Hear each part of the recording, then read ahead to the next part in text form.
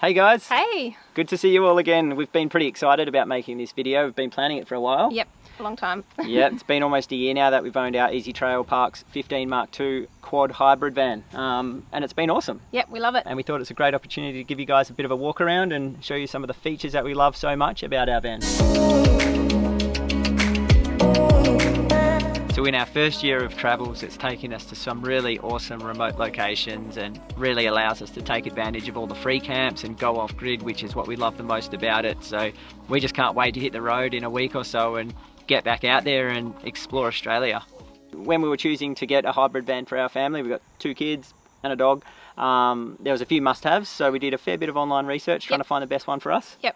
Lots of comparing. There was lots. What are a few of the things that we really wanted? So must-haves for us were off-road and off-grid capability, comfy beds for us all, indoor-outdoor kitchen, and yeah, probably the biggest was squeezing it into our shed. Yep, that's been fun. We did some measuring between us and the dealer at the time, and we still got it wrong. We still got it wrong, and that's pretty funny in itself, though. So yeah, each time we get the van out, we've got to do a little bit of a pit stop to get it ready to go camping. But it's that's all part of the fun, I suppose. And we've got it down pat now. I don't mind our pit stops. No, it's fun. We've got a good little system going. Maybe we'll just throw to that, and we might start the video with our first pit stop. Yeah, how we get our trip started. Yep, and we'll see you back here at camp soon. Alright, so this is the most exciting part of all camping trips, is when we pull the caravan out of the shed and we pack it, get it ready for that little weekend away. We've actually got a fun little weekend away happening right now before we do our big trip around Australia. So we're going to show you the procedure that we've got. You might have seen it before, but it is a bit of a mission getting our caravan in and out of our shed. We're going to take you through that, and probably like the game changer for this, we wouldn't be able to do it without it, is the electric jockey wheel that we use. So let's get the beast out and we're going to get ready to go away this week. So the electric jockey wheel that we use is called the Mini Mover Gen 2. Our caravan is super heavy, it's like 2.5 ton or something, and wouldn't be able to do it without this thing. So it's actually pretty fun as well. Our shed opening is 2.41 meters. So with the aircon taken off the roof of the van, and we've got it down on 16-inch rims to match the Troopy, we're still coming in at 2.54 meters. So we're about 130 mil over the limit. So there was a miscalculation there, but just to fix that, we drop it down onto some 14-inch rims now, and we get the electric jockey wheel. We can easily move it in and out of the shed. So it's a bit of work, but it's definitely worth it just to be able to lock it up safely. Alright, it is time to activate beast mode and get those stupid looking 14s off, and we're going to put on the 16-inch rims with the off-road tyres, and now it's going to look like a proper off-road hybrid van.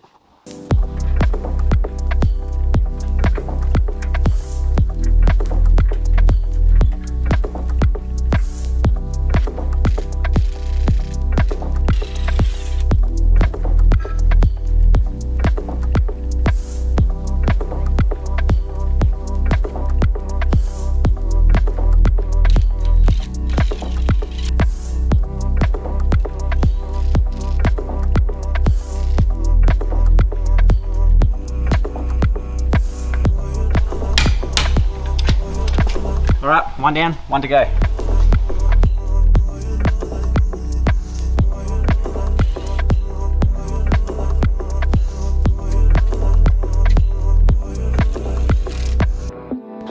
Alright, all done. Now the fun begins. The van is actually looking like a sick off-road weapon finally. We're going to pack the thing up. Got a fun weekend away.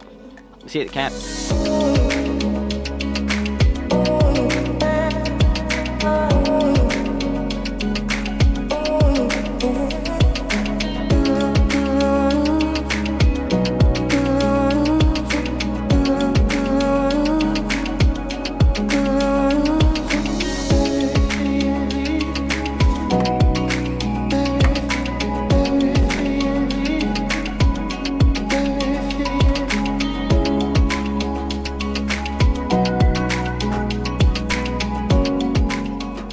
Right, welcome back. We are fully set up and time for a little walkthrough. So best place to start is the kitchen.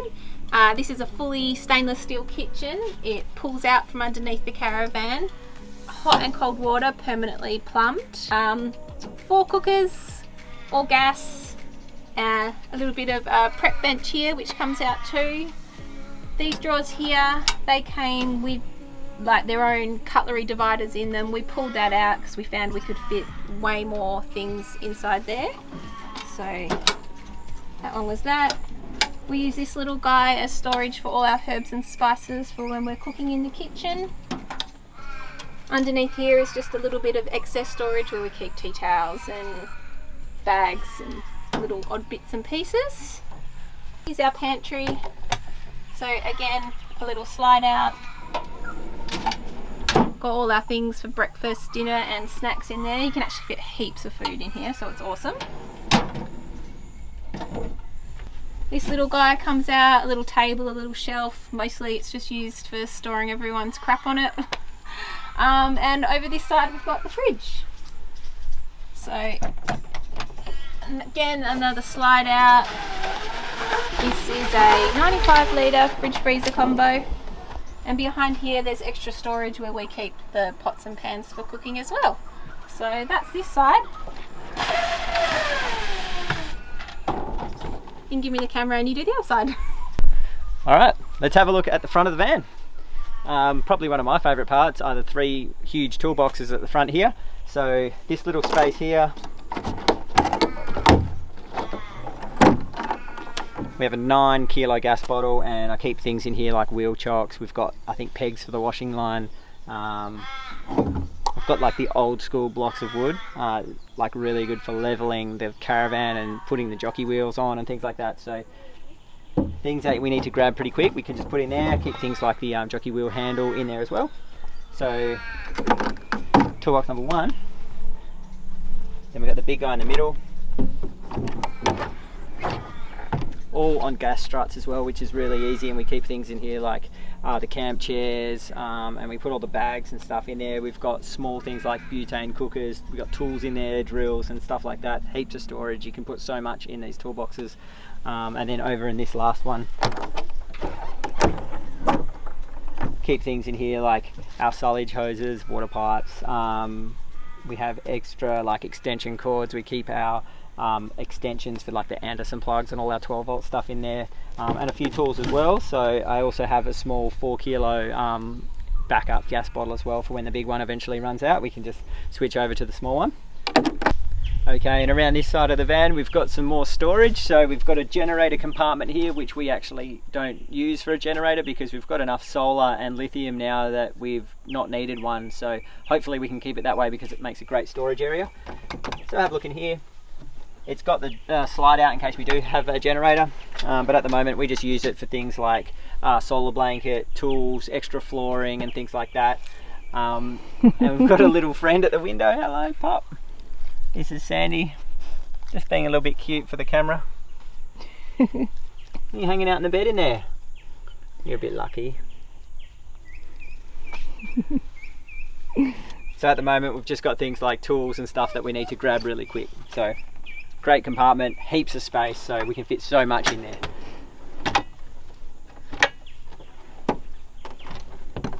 Moving along, we've got another one here.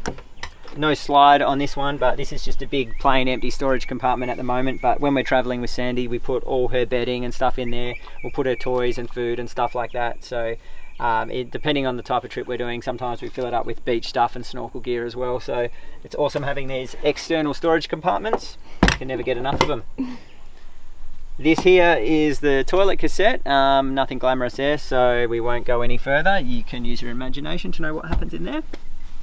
And moving down, we've got our 15 amp power plug here. So when we are connected to a power site, which is pretty rare again, it's nice to be able to plug in, or at home when you've got to charge the van up in the shed.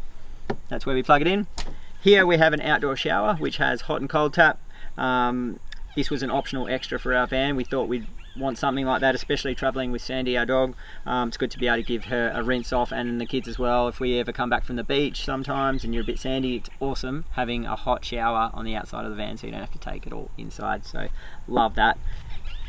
These are our 2 fillers for our fresh water. So this van has a front tank of 120 and a rear tank of 120 litres. So we've got 240 litres max, which we find gets us about 8 days off grid. That's being pretty generous with showering as well. So if we each have a shower every sort of maybe second day, if we're keeping it kind of clean, we'll get about 8 days off grid. So there are 2 water fillers. This is our Truma hot water system vent here. Just remove the plastic cover when we're using the hot water system. Pretty self-explanatory. and another connection point here for our main water. So if we are at a caravan park or somewhere where we need to be permanently connected to fresh water, it just plugs in here. So that is really easy. Moving to the back of the van. So this is where our main bed extends out on the van. So it turns the Parkes 15 into roughly an 18-foot van. So inside we've got a full king bed, which we'll show you soon, and we've got this massive window, which is insane. We've had some amazing camp spots, and there is nothing better than waking up in the morning and like pulling the blind up and just seeing the view out of that massive window. And if the weather's nice, pop it open, flush screen down, like it feels like you're outside. So that's one of our favorite things, the massive window at the back. Okay, so we've got the Dometic awning set up right now as well, which is not the electric version. We've just got the wind out one, which is sweet as. Really easy to wind it out, takes about 20 seconds. And we have a fully enclosed annex that attaches to it as well. So we might show you that later. We might set it up and actually do a video on how to set that up, because it's actually really easy when you get it sorted. So amazing having a fully enclosed annex, especially, you know, with traveling with a dog and all of our gear like surfboards and toys and all of that stuff. Nice to be able to like hide it all from the weather and hide it all out of sight from other people. So really recommend having a fully enclosed annex. All right, so let's go have a look inside. Come on in.